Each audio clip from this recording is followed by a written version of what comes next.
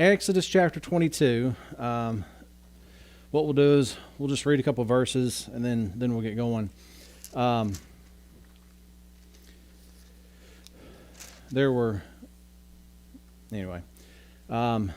some things I wanted to make sure that we get in here. But we're going to start here with Exodus chapter 22. Let's start off with the first few verses, then we'll get going. If a man shall steal an ox or a sheep and kill it, or sell it, he shall restore 5 oxen for an ox, and 4 sheep for a sheep. If a thief be found breaking up, and be smitten that he die, there shall no blood be shed for him. If the sun be risen upon him, there shall be blood shed for him, for he should make full restitution if he have anything.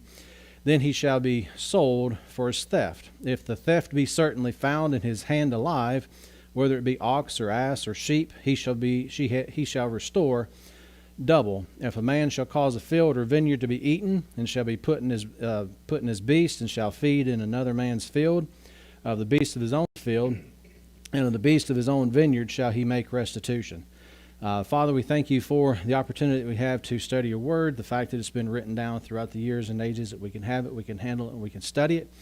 And as we take a look at this information, may we just come to a clearer knowledge and understanding of what's going on, that we might be to the praise and honor and glory of your grace. And it's in Christ's name we pray. Amen. Now, one of the things that we see here in Exodus chapter 21 and 22, and really chapter 23, is really what he's starting to deal with is the judgments. And we looked at last week in chapter 21 about the judgments between masters and servants. Now, one of the things that I wanted to make clear again is all of this that we see here is how is it that they're going to institute, or how is it that they're going to use those 10 commandments in their daily lives, right? Specifically with the judgments. And we saw some of those things last week about master and servant. And with the master and servant, one of the things that you don't want to do is don't be put in a position where you're a servant. Now, later on, we're going to find out that there is a rest, if you will, from being a servant. We'll see that a little bit more as we go through, as we continue on through the scriptures here. But we'll talk about that once we get there. But he was dealing with the issues between master and servant.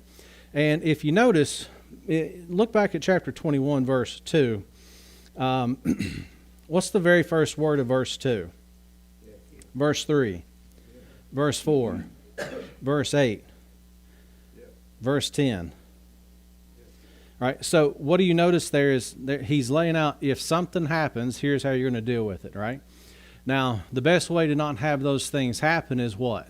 Don't do the if. Right? We've talked about it before. If we've talked about conditional statements before, right? So if some condition, then some conclusion is going to come out.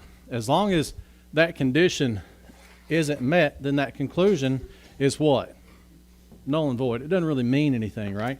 So what he's going through and what God's doing, he's laying out for the nation of Israel at this particular time. Here's how you're going to apply the law. Now, when we get over here to chapter 22, again, we start seeing those words if, right?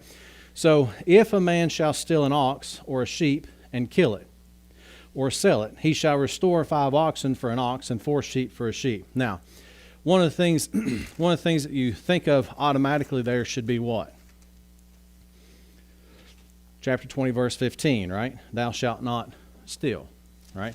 Also, you should probably think about as well, verse 17, thou shalt not covet thy neighbor's house.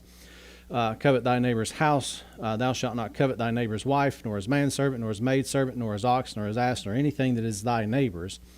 And so then he's telling them, here's how you would do this. So the question would arise, well, what if somebody does steal somebody's ox or ass or anything else? And notice here in chapter 22, verse 1, if a man shall steal an ox or a sheep and kill it, or sell it, he shall restore 5 oxen for an ox and 5 sheep for a sheep. Now, what do we call that if you're having to pay back, not just pay back, but pay back extra would be what?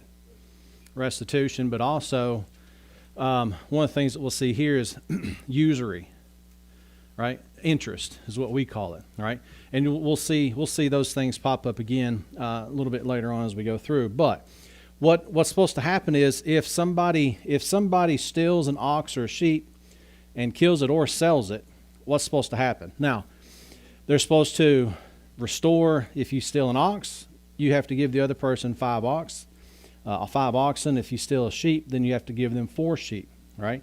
And so then he's setting up this issue of, originally what should happen is somebody should what? Not steal a sheep or an ox. Then you don't have to worry about it, right? If the condition's not met, then you don't have to worry about the conclusion. Now, the next part, verse 2, he says, if a thief be found breaking up, and be smitten that he die, there shall no blood be shed for him. Now, when you're talking about that breaking up, verse 2, if a thief be found breaking up, that's the same idea as what we talk about as far as breaking in, right? So if somebody breaks in to your house or into your stuff, if he dies, what's supposed to happen? Nothing. So in the news here recently, I don't know if you all have seen this or not, in the news recently, a young man decided that he wanted to break into the EV charging stations to get copper out of it, and he got electrocuted and died. And his family's suing that company and the people that provide the electricity to that. And fortunately, we've got a judge that said, this is ridiculous, and threw it out, right? But what do we see here is what they got the guy on video doing it, breaking in, trying to steal the thing. So even if you wanted to apply this, what should happen? Nothing. It's an unfortunate accident because somebody did what? They're breaking in. So in his particular case, was the condition met? He was breaking into an EV charging station, and he was caught. So, verse 3, if the sun be risen upon him, there shall be blood shed for him, which means what? If somebody breaks in and they don't die, what's supposed to happen? There should be blood shed for him, for he should make full restitution if he have nothing. Now, there's a couple conditions here. One is, what's he supposed to do if he breaks in but doesn't die? He has to make full restitution. But if he has nothing, then he shall be sold for his theft. Now, what's that make that person? A slave, a servant. So that person is now in the first 11 verses of chapter 21, right? So everything for that person now would be true for that person. That's how they would get into that situation of becoming a servant, right? Yeah.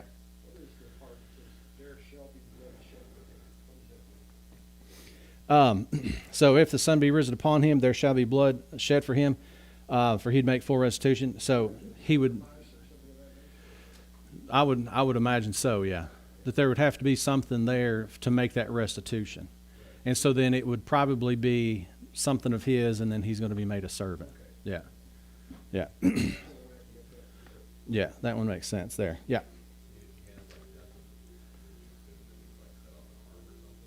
Well, in that particular situation, so if in the first situation, if he has something, then he has to shed blood for it. The second one is if he has nothing, he's going to be sold as a servant.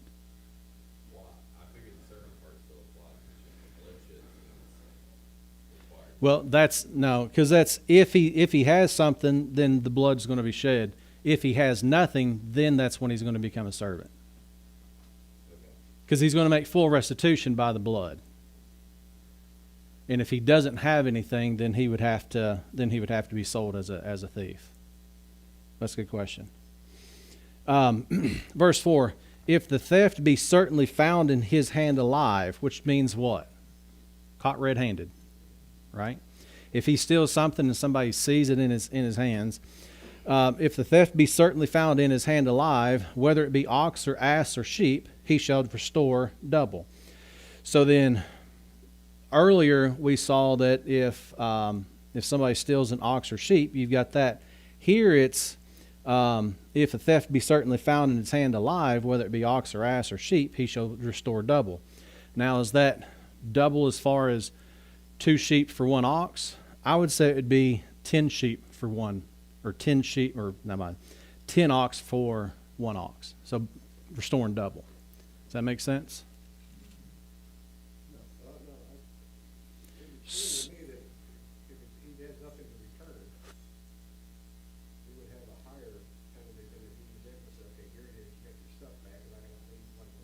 No. So, well, the way I'm looking at it is based on verse 1. If a man steal an ox, he has to pay back what? 5 oxen. Yeah, but if a man steal an ox, sheep, and kill it or sell it, so it's not recoverable. Yeah. Well, that's true. I get your point. Yeah. I see what you're saying. I got you. I'm good with that. I'm good with that. So, if it be alive, I see the point. My bad. I misread that one. So, if it certainly be found in his hand alive, so it's not sold or killed. I got you. So, then he would restore double. I'm good with that. I was thinking verse 1 still. All right, verse 5. If a man shall cause a field or vineyard to be eaten, and shall put in his beast, and shall feed in another man's field of the beast of his own field, and of the best of his own field and the best of his own vineyard, shall he make restitution.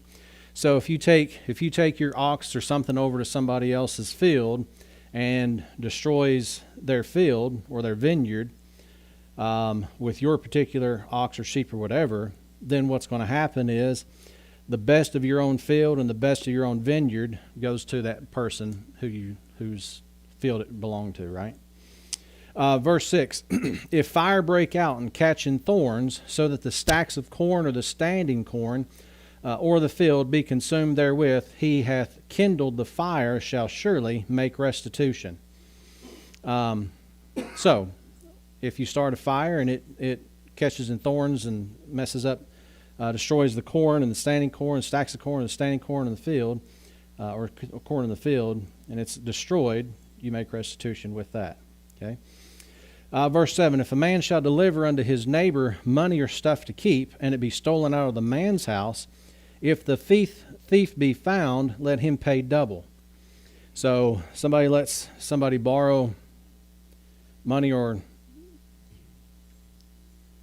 something.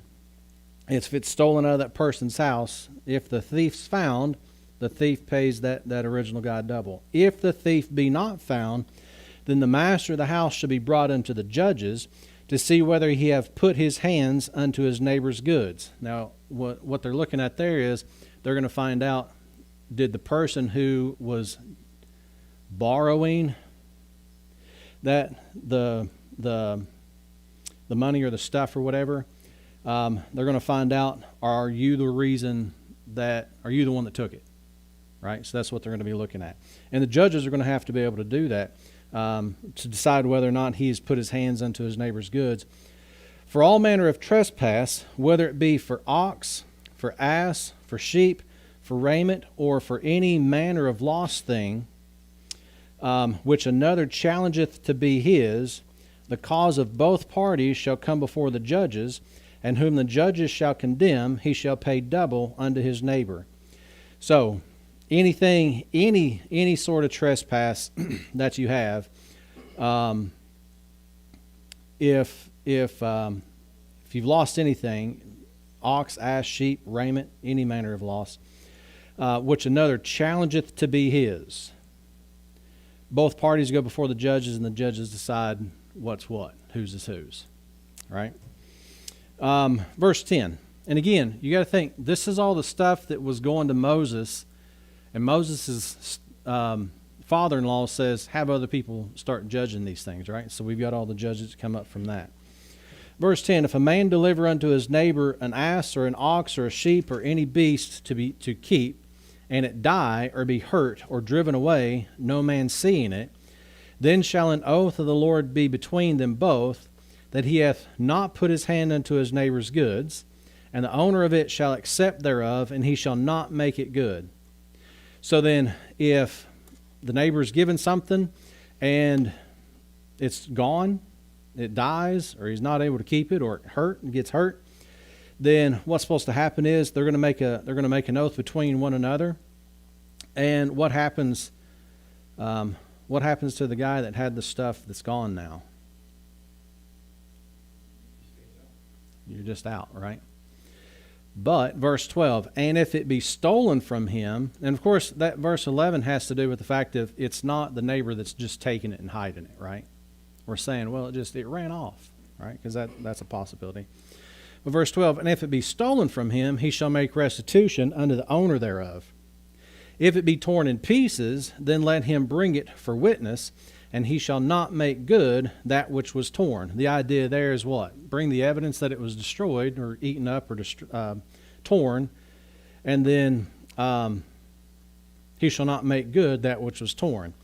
And if a man borrow aught of his neighbor, and it be hurt or die, the owner thereof being not with it, he shall surely make it good. The idea is what? If you bring the stuff and you can prove that it was torn up, then it's okay. If you can't produce, then the idea would be that you're trying to hide it or you've sold it or something, right? And that's something that they would have to judge between that. And then you have to make it good. Verse 15, but if the owner thereof be with it, he shall not make it good. If it be an hired thing, it came for his hire. So, again, if the owner's got it or he can prove something that's gone along with that, if it's with him, then he doesn't have to make good. If it be an hired thing, which means I'm going to hire that out to you, then it's just what? It came for his hire. And they're just evening out there. All right. Now, again, what we've looked at so far is judgments between masters and servants. What happens if you injure somebody? Here you start dealing with property. And then next is judgments with crimes against humanity type of deal. All right. And these start getting really interesting. Not that the other ones weren't, but verse 16. And if a man entice a maid that is not betrothed and lie with her, he shall surely endow her to be his wife. So here you've got a guy that does what? Takes a maid that's not betrothed to anybody, lies with her. What's he have to do? Marry her. All right. Verse 17. If her father utterly refuse to give her unto him, he shall pay money according to the dowry of virgins. So if the father says, no, I don't want you to marry her, that guy now has to do what? Pay the dowry. Verse 18, thou shalt not suffer a witch to live. Now, some interesting things about that. Do you all know of any time in the history of the United States where they probably used that verse? The Salem witch trials, right? Now, what's interesting about this is when you go back and you start studying a lot of this stuff out, and it's interesting because you've also got, you remember when we talked about the magicians that Pharaoh had in Egypt and all that stuff? It's the same words. Now, obviously, they're going to be translated slightly differently. Go over to Deuteronomy 18. The whole point there is, what are you supposed to do with a witch? Put them to death, right? Deuteronomy 18. And it's not what we would normally think of when we talk about a witch, but there are some similarities there. Notice in Deuteronomy 18, verse 9. When thou art come into the land which the Lord thy God giveth thee, thou shalt not learn to do after the abomination of those nations. Now, of course, he's talking to the nation of Israel here, and he says, when you go into the land which God's given you, don't partake in the abominations that those Gentiles are partaking in, right? Verse 10, there shall not be found among you any one that maketh his son or his daughter to pass through the fire, or that useth divination, or an observer of times, or an enchanter, or a witch, or a charmer, or a consulter with familiar spirits, or a wizard, or a necromancer, for all that do these things are an abomination of the Lord, and because of these abominations the Lord God doth drive them out from before thee. Thou shalt be perfect with the Lord thy God. For these nations which thou shalt possess hearkened unto observers of times and unto diviners, but as for thee, the Lord thy God hath not suffered thee so to do it. Now, what he's dealing with there is there's a whole bunch of idolatrous action and stuff like that the nations are partaking in because of their religious system that they're partaking in. And what God's saying is to do what? Don't have anything to do with that stuff, right? So when you come across this stuff, when you go back here to Exodus 22 and he says, thou shalt not suffer a witch to live, what is it that he's dealing with is this stuff over here that we see in Deuteronomy 18, right?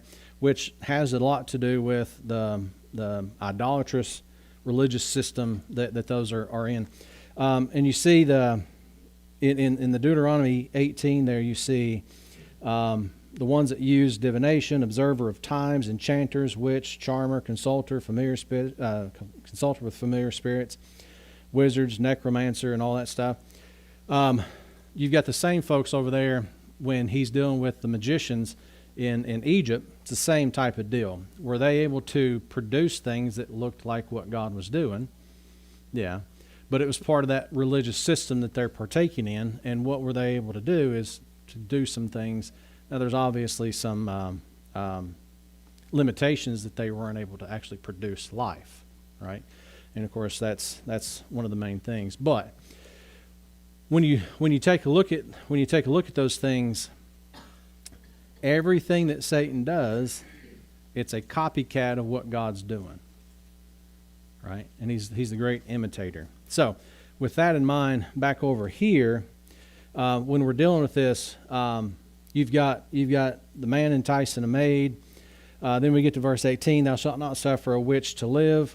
Verse 19, whosoever lieth with a beast shall surely be put to death. Now that doesn't mean that you fall asleep and your cat's next to you. That's not what he's talking about, right? I think we all know what he's talking about there. Same thing as what he's talking about, the guy that lies with the woman in verse 16. What's supposed to happen to him? Put to death. I do have a question regarding like 18, 19, and a couple there about some else. Like previously there were like instructions and steps along the way. This one's just like thou shouldn't live or shall be put to death. Like who's making those decisions? Those judges. Oh, okay. Yeah. Yeah, that's a good question because that's what they're setting up. Now, the weightier things go to Moses, but the judges would be making these decisions. So the thing about that too is Moses, and of course we've not gotten there yet where he's communicating, but when he communicates, when he's able to communicate this to the men, that's what they're going to be able to do that. So they've got to be, and you got to think, in order for them to make judgments, they have to know all the stuff that Moses knows, and they would have to be able to think the same way Moses thinks and make the judgments the same way Moses would make them, right? And so that's why all this stuff's laid out. It's like, here's how it's going to be done. And then they could use this to be able to, when something else pops up that's not specifically laid out here, like we've talked about some of them, well, what if, blah, blah, blah, they would know exactly what to do with that in that particular situation. But it would be the judges, and if they can't decide, then it would go to Moses. That's a good question. Verse 20, he that sacrificeth unto any god, save unto the Lord only, he shall be utterly destroyed. Now that one takes you back to chapter 20, verse 3 and 4 and 5 and 6 and all that, right? Thou shalt have no other gods before me. Thou shalt not make any graven images or any likeness of anything that's in heaven or above, or is in the earth beneath, or is in the water under the earth. Thou shalt not bow down thyself to them, nor serve them. For I am the God, thy God, am a jealous God, visiting the iniquity of the fathers upon the children under the third and fourth generation of them that hate me. So here we see what happens if somebody sacrifices unto any god other than the Lord. What's going to happen to them? Shall utterly be destroyed. Wouldn't it be like, I'm thinking, if it's not just kill, utterly destroyed, would that be the family maybe? Because I know I've seen where, like, when they went in and took possession of land, where sometimes they'll take the whole family. And that's that point where it says under the third and fourth generations, it would be, yeah. I didn't know what that utterly. Yeah. But yeah, I mean, you think about that. So he starts off, says, thou shalt not have any other gods before me. Don't do these things. Don't make something and bow down to it. If you do, here's the punishment for it, right? The first part of the Ten Commandments is, here's the 10 Commandments. The rest of it is, how do we apply that? What do you do if somebody does worship another god or sacrifice to another god? Here's the penalty. Now, what's interesting is when we get over to Judges, what is it that a couple generations after Joshua, what happens there is they've got people out there in Baal worship and sacrificing unto Baal.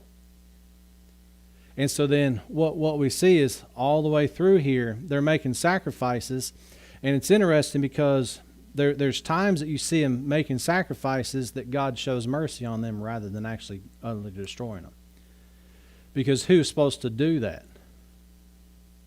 The judges and the religious leaders. They're not doing what they're supposed to do. The whole system, we'll see that, especially as we get a little bit farther on. Verse 21, because they're the ones that's supposed to be putting this into action, right? Verse 21, thou shalt neither vex a stranger nor oppress him, for ye were strangers in the land of Egypt. Now, the interesting thing about that is, he says, thou shalt neither vex a stranger nor oppress him, but he tells them why you shouldn't do it. Because you were at one time strangers in the land of Egypt, right? And so then that issue of don't vex a stranger or oppress him, don't cause any problems for him, don't kill him or anything like that, nor oppress him, because you were strangers in the land of Egypt. Verse 22, you shall not afflict any widow or fatherless child. Notice, if thou afflict them in any wise, and they cry at all unto me, I will surely hear their cry, and my wrath shall wax hot, and I will kill you with the sword, and your wives shall be widows, and your children fatherless. Now, pretty straightforward and plain, right? The idea is, if you do this, there's restitution. Who's doing the restitution there? God is, right?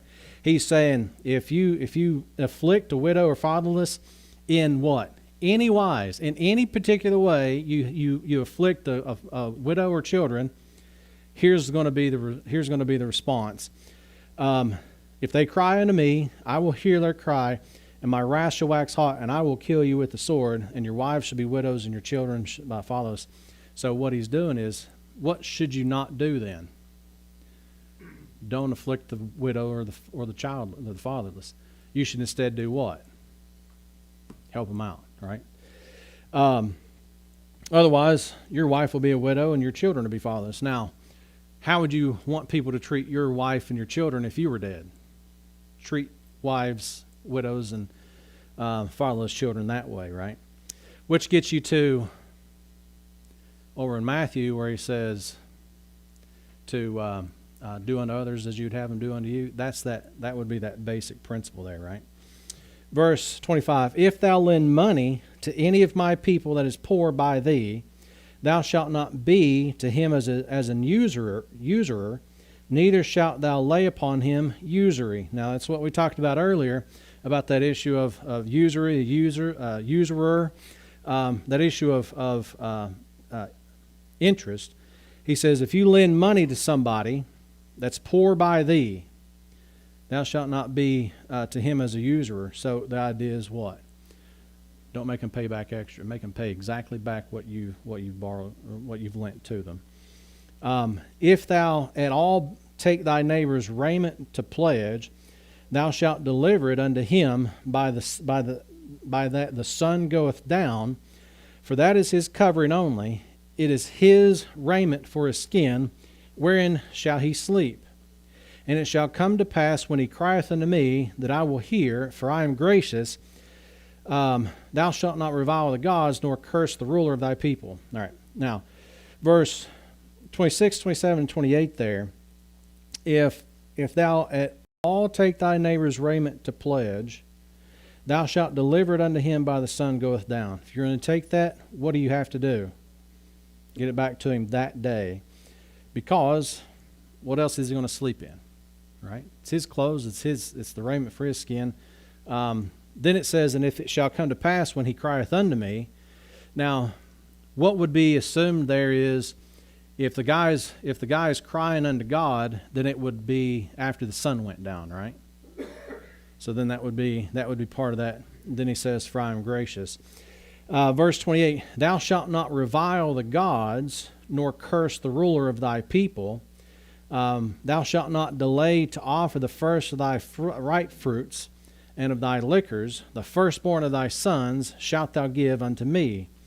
Likewise shalt thou do with thine oxen and with thy sheep. 7 days it shall be with his dam. On the 8th day then thou shalt give it to me. And ye shall be holy men unto me. Neither shall ye eat any flesh that is torn of beasts in the field. Ye shall cast it to the dogs. Now, a lot of stuff in there. Thou shalt not revile the gods, nor curse the ruler of thy people. Thou shalt not delay to offer the first of thy ripe fruits, and of thy liquors, and the firstborn. Now, one of the interesting things that we've talked about so far is, what have we seen, starting off with really Adam all the way up through this point so far, is what we've noticed is the firstborn hasn't really been the thing with God, right? It was the secondborn. And we talked about those things. Here's where he's now saying what? The firstborn's going to be an issue. So this is, and again, where do you think Egypt and everybody else got that from? Would have been from this, right? Now, thou shalt not delay to offer the first of thy ripe fruits and thy liquors, thy firstborn of thy sons shalt thou give unto me. Likewise shalt thou do with thine oxen and with thy sheep. 7 days it shall be with his dam. On the 8th day thou shalt give it to me. Which basically his dam is put him up, right? Don't let him out. Do that for 7 days. On the 8th day thou shalt give it to me. And ye shall be holy men unto me. Neither shall ye eat any flesh that is torn of beasts in the field. Ye shall cast it to the dogs. Now, you could go a couple different ways with this. You could say, actually cast it to dogs, which would be, I would say that's probably what it is at this particular time. But what do we know a little bit later on? Dogs are going to be referred to as going to be Gentiles. The idea either way is what? They're not getting the best. They're getting something that's out there torn. Now, we talked about last week, and Eric brought this up about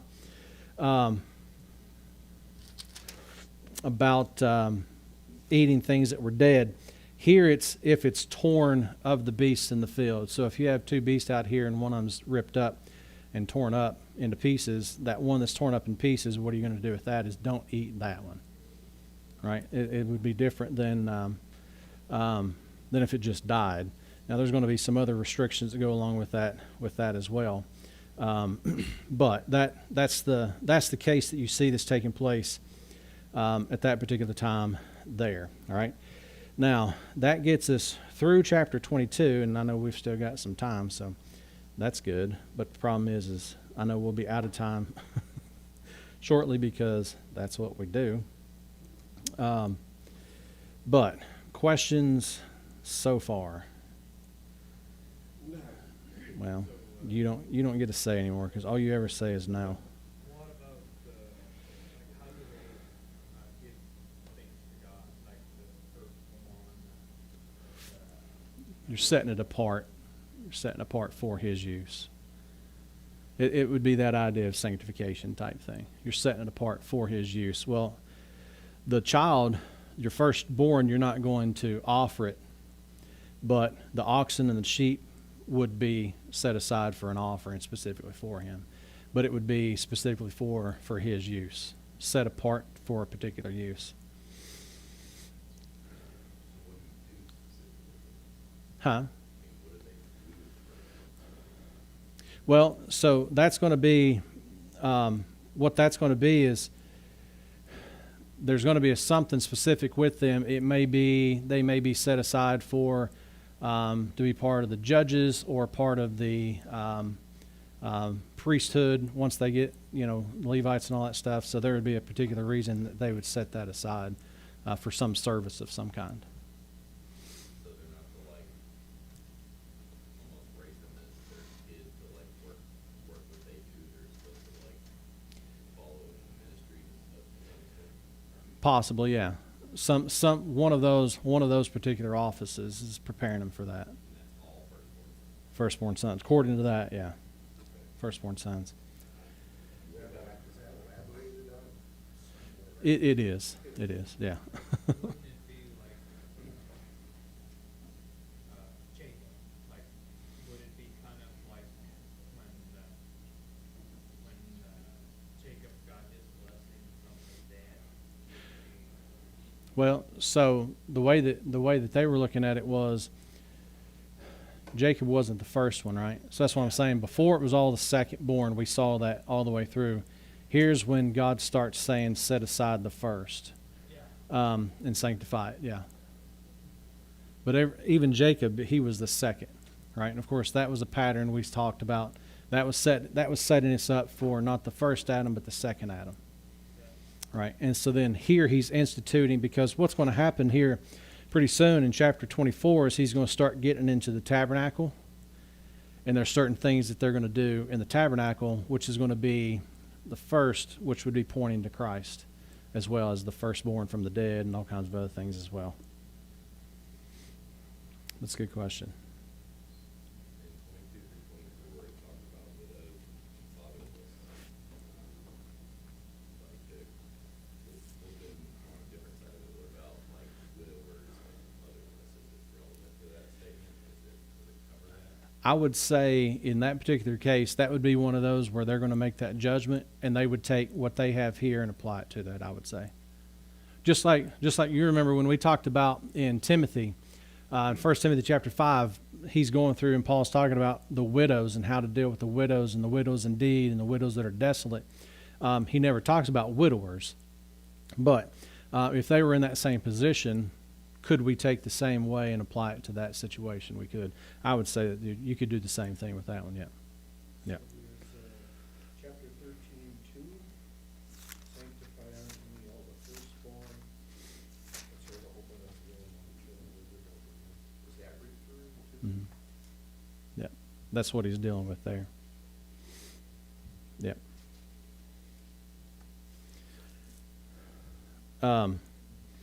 Eric asked me, verse 28, thou shalt not revile the gods, nor curse the ruler of thy people. Revile there would also carry with it the same thing as curse or put down, or because the thing about this is, thou shalt not revile the gods, nor curse the ruler of thy people. Well, there's a couple things that's taking place there. Don't always think of gods as bad gods, right? Because you got the sons of God, the angels out there. You've got some that are fallen, some that are not. Here, nor curse the ruler of thy people. Well, who would be the ruler of thy people at this particular time would be Moses, right? So the reason why is because he set Moses up to be that. And then you have gods that would be set up to work in their midst as well. And we'll see that as you go down through there too. Yeah. So gods are false gods. Not always. There should be sons of God. We should name sons of God. Yeah.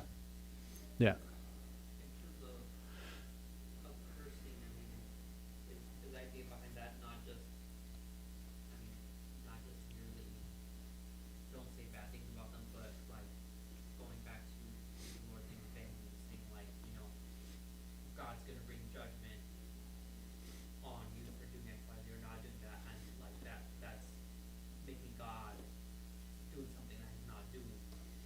Yeah. So, and again, you think about not cursing the ruler of thy people.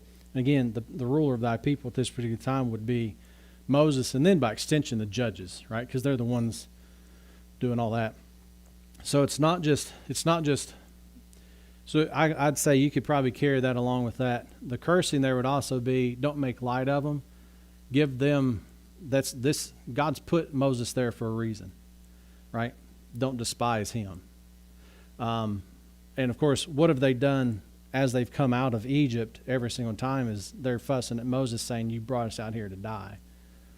All right? You brought us out here to starve to death. You brought us out here to die of thirst or whatever it may be. And the point there is not just don't curse them as far as like don't say bad things about them, but also the issue of, taking the name in vain, but more so don't make light of the position that they have. And again, when we look at this, nor curse the ruler of thy people, when we talk about rulership, And again, that has to do with taking care of, right? So don't make light of that person in that position. And it's interesting because when you look at that, who would be, to bring it to today, who would be, well, and we'll see this too, but who is it that the nation of Israel was supposed to go to and follow after would have been Moses. Well, there's people in Israel that later on don't do that. And they're cursing the ruler by doing that. It'd be the same thing as people today with Paul. You take a look at what Paul's done. What is it that people do today is they make light of it, put him down, do all that stuff, and say, well, he just odd whatever. It would be that same type of parallel as far as that goes.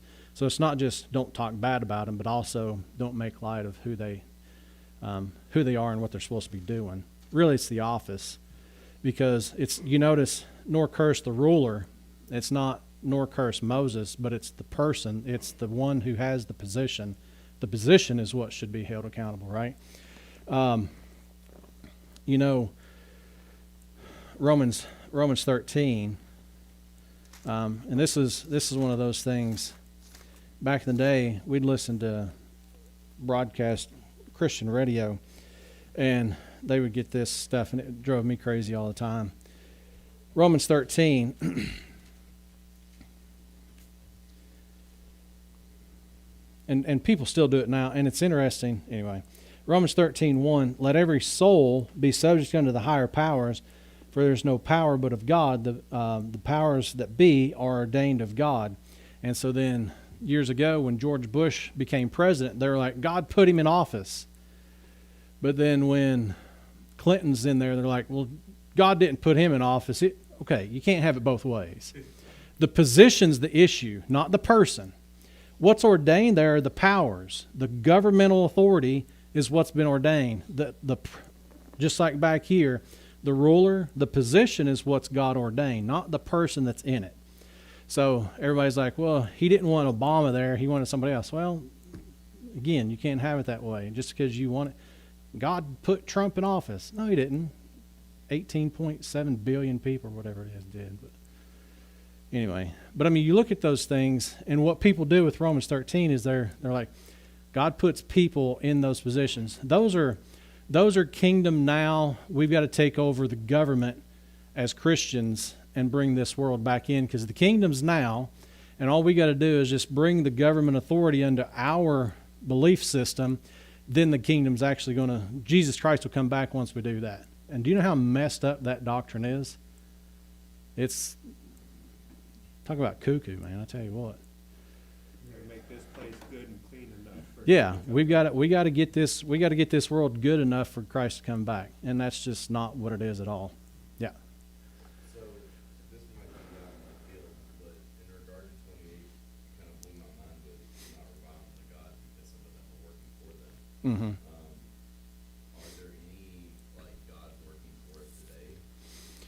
Not so. Well, there's an interesting thing. We've done a series. I don't know how long ago it was. So we don't have anything specifically like the nation of Israel did as far as that goes. However, there are connections between the gods in the heavens, those angels, and the nations on earth. There is a connection there. And so then when we've talked about the reason that we see the chaos here is because there's chaos up there. And so then there's a direct connection to them, not like we have gods that are saying do this, this, and this, because Christ is now the ruler over everything. And that's the position that he's going to have eventually. So we wouldn't have that same connection like people talk about guardian angels and all that stuff. There were angels that worked specifically with the nation of Israel, specifically Gabriel and Michael and all those too. So they actually had angels specifically assigned to that nation and work with them. I don't know the verses, but I remember we have demon possession in our time, right? Well, the way people are demon possessed is they're unsaved. Yeah. Yeah. But And that system that's alive in Ephesians 2, That's what they're possessed by, if you think of it that way, yeah. That's why I like preaching the gospel to somebody and getting them to move from death to life. If you want to think of it that way, that's getting rid of a demon, if you will, right? That's how God's doing it. It's not through holy water and, you know, all that stuff. It's getting somebody to move from death to life, from darkness to light. Then those things are taking place. But that's a good question. But yeah, every time we see gods, don't automatically think always bad. Here, thou shalt not revile the gods, nor curse the ruler of thy people. So you've got the ones that would be working specifically with them too.